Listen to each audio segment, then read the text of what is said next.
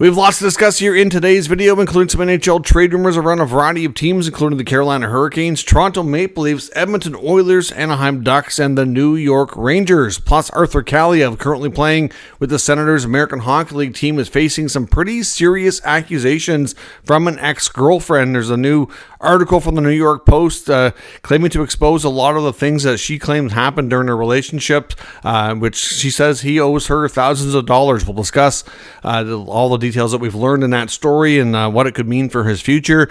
We also have a big update as well on a season-ending injury for a Flames prospect. Lots of other news around the NHL, including the 3 stars of the week, and we have a small trade to discuss between the St. Louis Blues and the Washington Capitals. All that coming up next. Welcome back to another video here at Top Shelf Hockey. As I mentioned, we have lots to discuss here in today's video. We'll kick things off first with a minor trade that went down this afternoon between the Blues and the Capitals. I didn't really feel this was worthy of doing a standalone video on it. Both of these players have been mostly minor leaguers with very limited NHL action, both veteran defensemen. So the St. Louis Blues trade veteran D Corey Schueneman to the Washington Capitals in exchange for Calle Rosen. So Calle Rosen, of course, was originally in the NHL system with the Leafs. Spent a fair bit of time with the Blues before, so a player they're definitely familiar with for sure. So obviously two older veteran AHL players getting swapped for each other. We'll see if the new start with either side can bring on any further opportunities or not, but like I said, just a minor trade, mostly affecting the American Hockey League rosters. As I mentioned as well, we have the NHL 3 stars of the week, given that we're back to it being a new week here on Monday. Every Monday we get the NHL 3 stars of the week. Number 1 star has been a red-hot goaltender, Lucas Dostal, who had a 3-0 record last week with a .948 save percentage.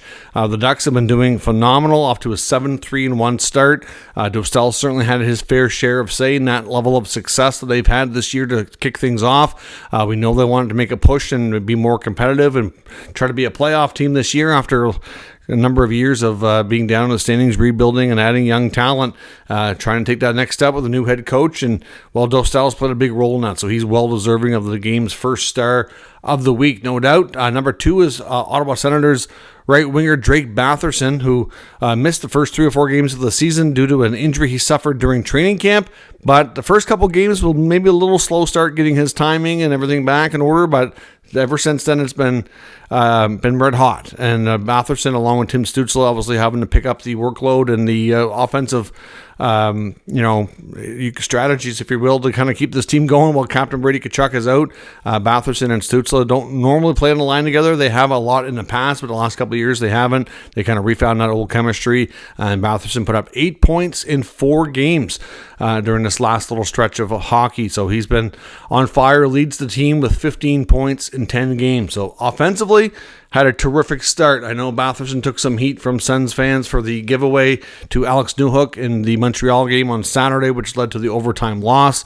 Batherson did address the media today, took ownership for it, saying it was a bad play, that he should have known better. Ultimately, he did have Thomas Chabot on coming up the other side of the ice, and he tried to make a backhand pass to get the puck over to him, and had it have hit, it would have been a good play that Chabot would have had a chance to go into and get an offensive zone started as the team was faking a change.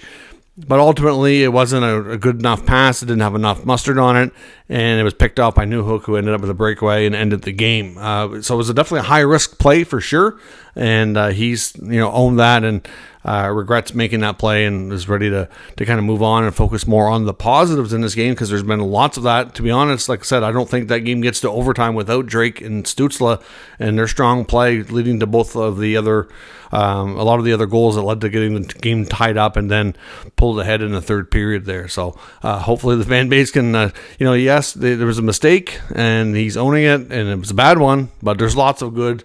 And like I said, I don't think the game even has a chance to have a win at all if it wasn't for his play prior to that. San Jose Sharks forward, former Blackhawk Philipp Kurashev is the 3rd star of the week as well. The Sharks have been doing a little bit better this year as well, putting up some more wins, and they've got 7 points, or he has 7 points, in 4 games last week, putting a pretty solid stretch of games together. So Kurashev is the NHL's 3rd star of the week. Some roster moves and injury updates around the NHL. The Chicago Blackhawks have recalled Oliver Moore, so he's back up with the NHL club as Jason Dickinson's been added to injured reserve. According to the Buffalo Sabres, Jason Zucker and Yuri Kulich both doubtful for tomorrow's game, so they're expected to miss some time. I don't think they'll be out too long by the sounds of things. Winnipeg Jet captain Adam Lowry, who had a major surgery after the playoff run last year, we knew was going to be missing the start of the season, is ready to make his season debut. So they'll get their captain back. Obviously, the Jets have had a decent start to the season, but a nice infusion of a veteran leader like him into their lineup certainly not going to hurt things at all. So Lowry's back and ready to go. The Washington Capitals are going to be without centerman Pierre-Luc Dubois for all we're calling it right now is an extended period of time. We're not really unclear. They're still trying to determine if he'll need a surgery or not, or if he can just rehab the injury. They haven't really said a whole lot about what exactly he's dealing with, but he is going to be out for at least a while. We'll have to wait for further updates from the Capitals to see how long that's going to be. The Flyers, too, have recalled Emil Andrea, and that's leading to because of Tyson Forster going on injured reserve. So Forster's out, and they recalled the young defenseman back to the NHL. Calgary Flames, a young prospect, Henry Muse, also playing in the NCAA this year at the University of Michigan, has suffered a season-ending injury. So it's pretty early in the season, so that really sucks for him. It's obviously pretty serious, but for him to be out for the whole year is really going to hurt his development, set things back. So obviously a player to watch going into next year and beyond. Might take him a little bit longer to try to reach his ultimate goal, making the NHL, but clearly just not a good update you want to hear at all. Chris Tanev, of course, with the Leafs, we know we haven't learned a lot about his status, but he's definitely going to be missing time after the scary situation against the Flyers on Saturday. Now, as I mentioned, a story that we've kind of heard some rumblings about before. I don't believe I've brought it up on the channel before because the story just wasn't from a from a reporting standpoint. I wasn't sure of how valid it was, but I think now we can say that there's a lot more to it. This newest article on the Arthur Kaliyev situation comes from Molly Walker in the New York Post, and the article certainly makes Arthur Kaliyev look bad. Now, of course, these accusations haven't been proven, and I don't know what's going to come from it, but obviously, clearly right now, just not a good look if any of this is true. But again, like we've said about a lot of the other stuff, it's, he hasn't been found guilty of this stuff, but based on the evidence that she's provided the newspaper and a lot of the screenshots and everything, it certainly doesn't look good. We can say that much. But Kaliyev is basically accused by his ex-girlfriend of stealing thousands and thousands of dollars, which she believes is largely due to a bad gambling habit, which has gotten pretty serious. Kaliyev, by the sounds of things, since he's made it to the NHL, hasn't done very well with managing his money. There's lots of excuses. Essentially, he gave her a bunch of checks, which he claimed was from his family, that he couldn't cash the checks because of financial situation. And anyway, so he was getting her to cash checks and then front him the money electronically. And it turned out a lot of those checks bounced. So that's how things got started. And then after that, she was paying for a lot of things, and he just never paid her back. There was even a point where one of his good friends that plays in the KHL was talking to her as well. And he had reports, he had told her from what he had known that there was even when he played for the Los Angeles Kings, because the players do offer tips to the equipment people and a lot of the staff that obviously don't make nearly the money that the players do for all the things that they do for them. And he wasn't even pitching in what he was supposed to be for that. There was reports in this article that said that Drew Doughty apparently had made comments that he still owes a lot of his former Kings teammates anywhere from hundreds to thousands of dollars as well, and different bets and things like that. It looks really bad. It sounds like Kaliyev has been having a lot of issues with managing money and with not just managing money because of a lot of bad habits, and some of which appear to be like possibly illegal. So I'm not sure what's going to come from this. I know she's made everything aware to the NHLPA that she was trying to push to get him into the NHLPA assistance program, or the NHL/NHLPA assistance program, to try to see if we can get some help. I think the article said as well that from what they looked into, that there wasn't any violations of anything that they could really do anything about it. They couldn't force him to go into a program if he didn't want to go. And like I said, he's currently playing. He signed a 1-year deal with the Senators. Has been in their minor league program for the most part, except for a couple of games that he's played at the NHL level. Obviously, he had history with Sens GM Steve Staios and owner Michael Andlauer from Junior, the junior club that Andlauer owned, and Staios was the president and GM for the Hamilton Bulldogs, is where he played. So they know him. They knew him from a younger age when he was obviously having a lot of success in junior, leading to being a highly rated prospect. But obviously, since his time in the NHL hasn't really gone great, and it might explain how some of the things in his career has gone, if a lot of the stuff is definitely accurate and truthful. So we will see. Like, I know his ex-girlfriend had made, I believe, a series of TikTok videos talking about this before. So it's not the first time I've heard of the story, but really, like, generally speaking, sometimes when, an ex-spouse, girlfriend, boyfriend, whatever goes online, like, you don't know what to make of it sometimes. But based on all the reporting in this article and all the stuff that was presented, like I said, it certainly doesn't appear to be a good look. I don't know what's going to come from it. Could he end up in a situation where it's impacting his career? I think it's possible, but it's just going to be a story worth monitoring for the time being. We'll just have to wait and see where things go. But yeah, definitely not a good look at all. Now, on the rumor front, lots of teams, of course, are, at this point in the season, looking at what they have, what they don't have. Not much activity, of course, because we're still quite early. I would suspect by the time teams get to the 2025 game mark, it's when we're probably going to see a little bit more of ramped up activity. We'll see probably at least a few smaller trades for sure. I know Frank Saravalli today talking about the Carolina Hurricanes, that they are a team to watch for possible trade with blue liners, and the goaltending situation has to be monitored as well. Their blue line has been very much banged up to start of the year. Missing time with obviously not having Jacob Slavin has been a bad blow. Andre Miller has missed time. Gostisbehere's been out. I mean, half of their top 6 D-core has missed, a decent amount of time so far. Yet they're still winning a decent amount of games, which is quite remarkable. So Saravalli goes on to say that don't be surprised if they maybe make a move of some sort to bring in some reinforcements on the back end. Also, the goaltending situation very much worth monitoring there as well. Of course, Freddie Anderson, the veteran, is there. Kochetkov just returned from a conditioning stint. He's ready to be back in action. He's been activated. And Brandon Bussey, who they picked up in the offseason, was recalled and has played well. He doesn't really deserve to go down, and based on his strong play, if he needs to go back on waivers, like, they're probably going to lose him. That would be the internal thought, and they don't want to do that. Not only would it hurt their depth, but, these are goaltenders that unfortunately have a lot of injury history, and you could kind of make a bet, so to speak, on when one of them is going to be hurt again, and probably be right. Unfortunately, this is the way their careers have gone, especially with Freddie Anderson. So they're probably going to carry 3 goaltenders for the time being, but you have to think that it's not going to be ideal for them to do that for too long a period of time. So whether they carry 3 goalie, do they risk putting one on waivers?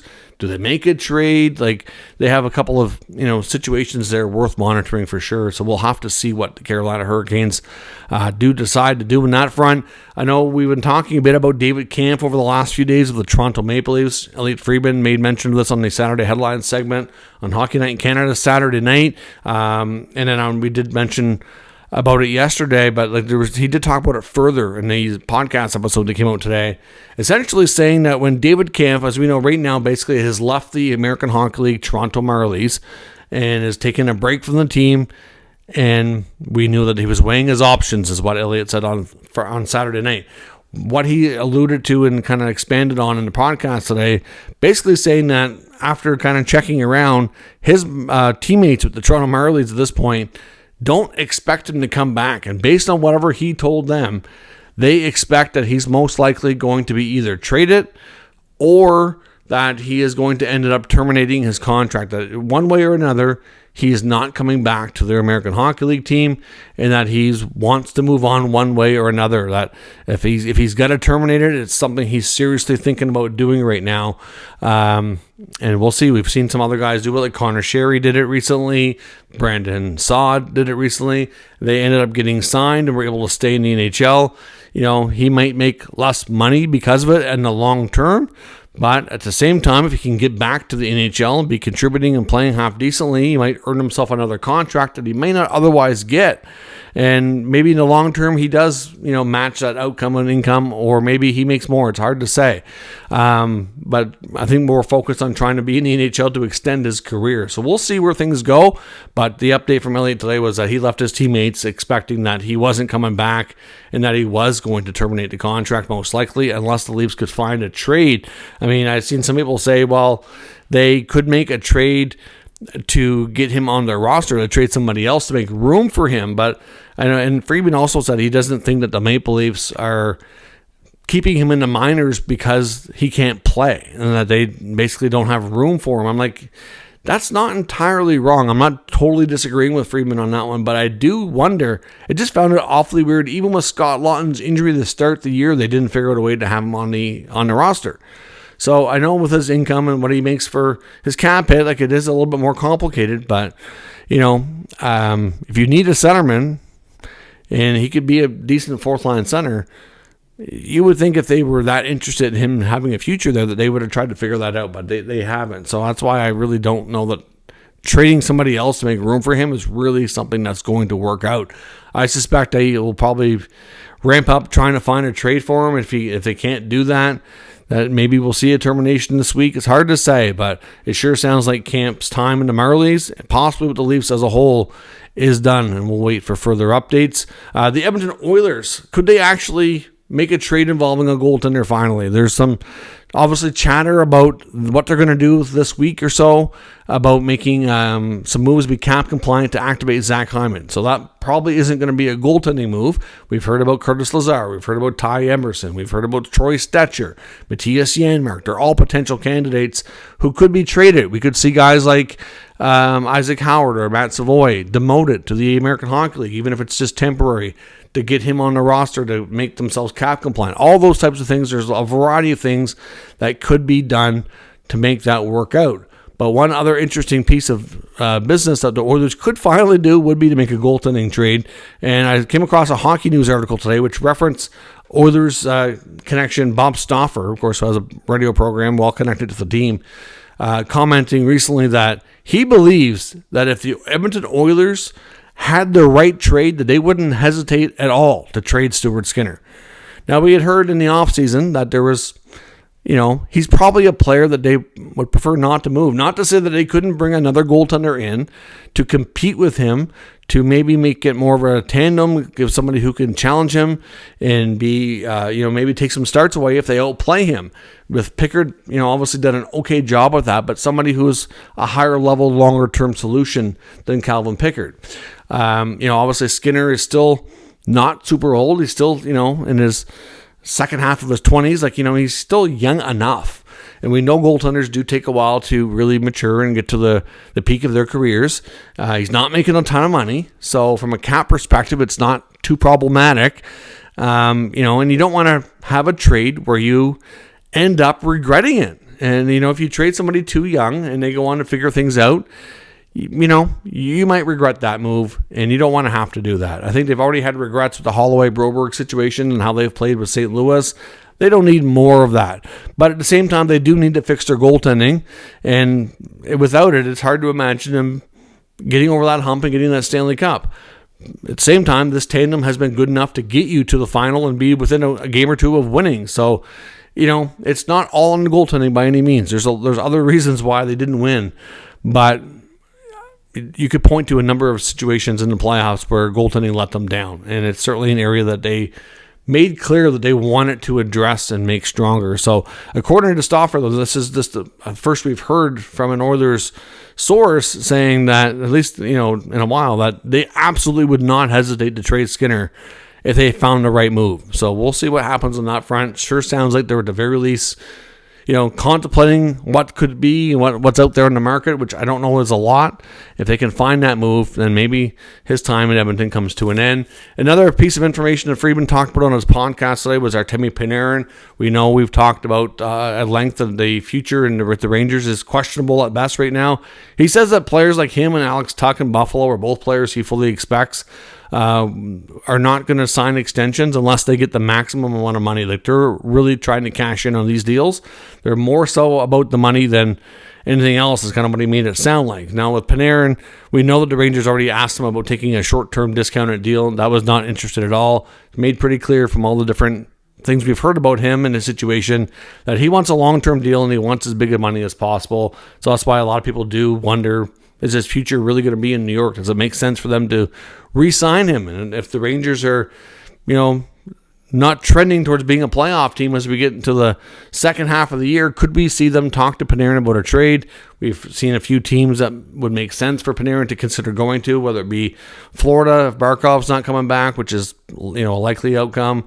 Some other top teams around the league as well. And one team that Elliot brought up on the podcast today would be a reunion with his former coach in Anaheim, and that's Joel Quenneville. So, of course, we know the Ducks, like I said earlier, off to a good start, 7-3-1. It's early, but they're in a playoff spot. He played for Quenneville in Chicago when he first came to the NHL. Is it possible, out of all the things that he would consider if he does end up leaving New York, we know, obviously, that might be a team. They're an up-and-coming team. They're young. They've got a lot of talent. They could use, they have a few veterans. Could he be a player that helps out there, knows the coach? Didn't have any intel to suggest they actually are interested or that they've had any talks. It's very early for that front. If Panarin is moved, I fully believe it'll be much closer or right at the deadline.